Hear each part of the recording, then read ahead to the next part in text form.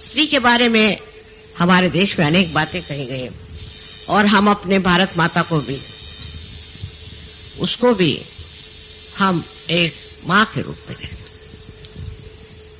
हमारे यहाँ माँ बहुत बड़ी चीज मानी जाती है, क्योंकि वो लड़के को गलत रास्ते से बचाती है, उसको सही तरीके से बड़ा करती है, उसको वो ऐसे बहुमूल्य गुण देती है जो उसको जिंदगी भर के लिए पूरे पड़े। ऐसी हालत में आप लोगों को ये सोचना चाहिए, क्या हम अपने घर में शांति, सुख और आनंद देते हैं? घर पे पति आया और आप लड़ाई झगड़ा शुरू कर देते, या नहीं तो बस रंदो रंदो रंदो, इस तरह से एक अछूतापन। अगर आप घर में आनंद और प्रेम की सृष्टि करें तो आपके बच्चे ठीक से पनप जाए। उसी प्रकार पुरुषों के लिए बहुत जरूरी है कि हर समय अपनी बीवी से मजाक करना कोई बड़ी अच्छी बात नहीं। नॉर्थ इंडिया में बहुत ज्यादा है, बीवी का बड़ा मजाक करते रहे सुबह शाम। उसमें कोई बड़ी भारी बुद्धि चातुर्य नहीं है, बेकार की बात है। अपने बीवी के गुण देखिए, जरूर नहीं उसको बखानिए, और उसको समझिए और उन गुणों से परिचित हो करके और उसका मान पान सब रखना चाहिए। अब सहयोग में मैं देखती हूँ हमारे यहाँ औरतें बड़ी कमजोर है, हालांकि मैं एक औरत, ध्यान नहीं करना, मतलब बैक बाइटिंग, झगड़ा लगाना, अभी ये धंधे चलते हैं। और सबसे बड़े तो डोमिनेशन।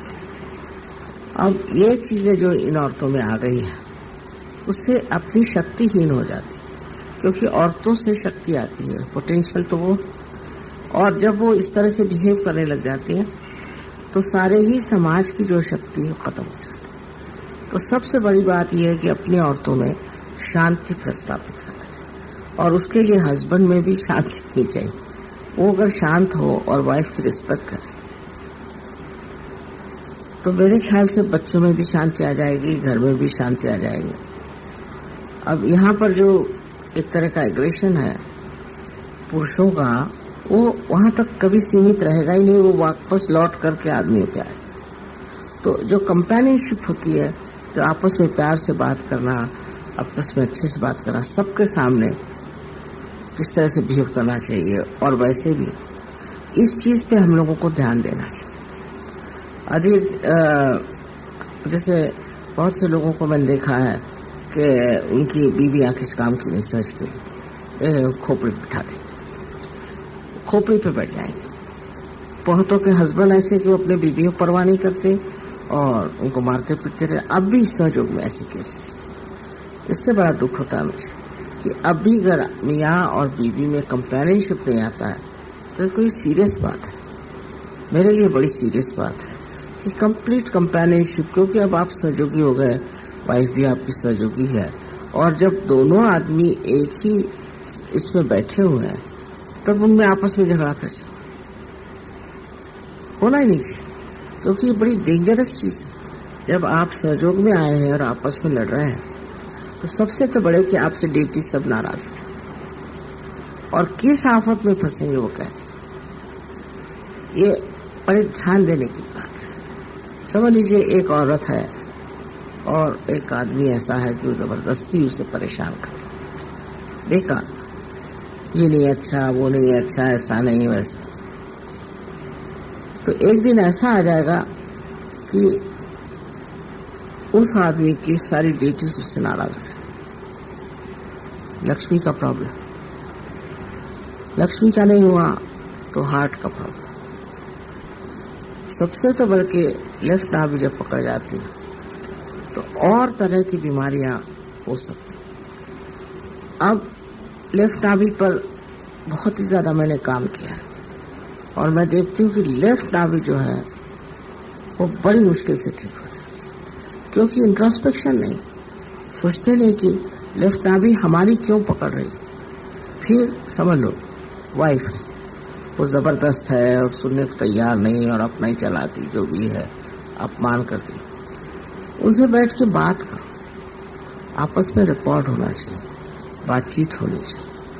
अब लोग सहयोग में आते हैं तो देखा जाता है कि चले सहयोग के पीछे, कभी मियाँ बीवी की बातचीत नहीं, बच्चों से बातचीत नहीं। ये तो ऐसे ही हुआ जैसे कि इंग्लैंड अमेरिका में लोग हॉलिडे में जाते हैं। सहयोग के लिए टाइम देना चाहिए, उसके लिए मेहनत करें, पर कंपेनियनशिप में दोनों मिलकर बच्चों को भी इसमें लाइए, वाइफ को भी लाइए, सबको ला करके। अगर आप चाहें कि आप तो सहयोग का कार्य करते हैं और वाइफ अपने घर में बैठी रहे, जाते साथ तो वो बिगड़ पड़े। तो कोशिश ये करनी चाहिए कि पूरी कंपेनियनशिप हो, वाइफ से डिस्कस करें, उससे बताएं कि ये प्लान है, कैसे करें, क्या करें।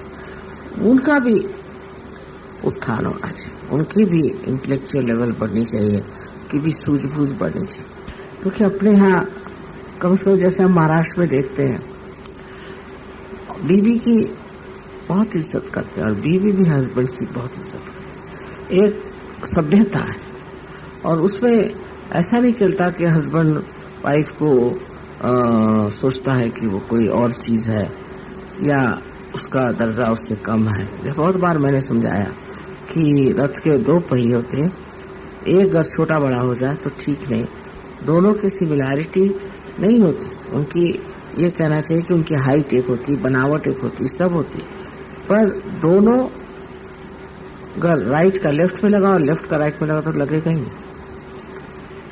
तो दोनों में जो है अपनी अपनी विशेषता। जैसे एक औरत है, औरत की अपनी कमजोरियां कहने से उसकी एक अपनी तबीयत होती है, आदमियों की अपनी तबीयत होती है। घड़ी लगाए रहते हैं, घड़ी चलती रहती आदमी। तो मैं तो बहुत आदमियों से तुम घड़ी उतार दो।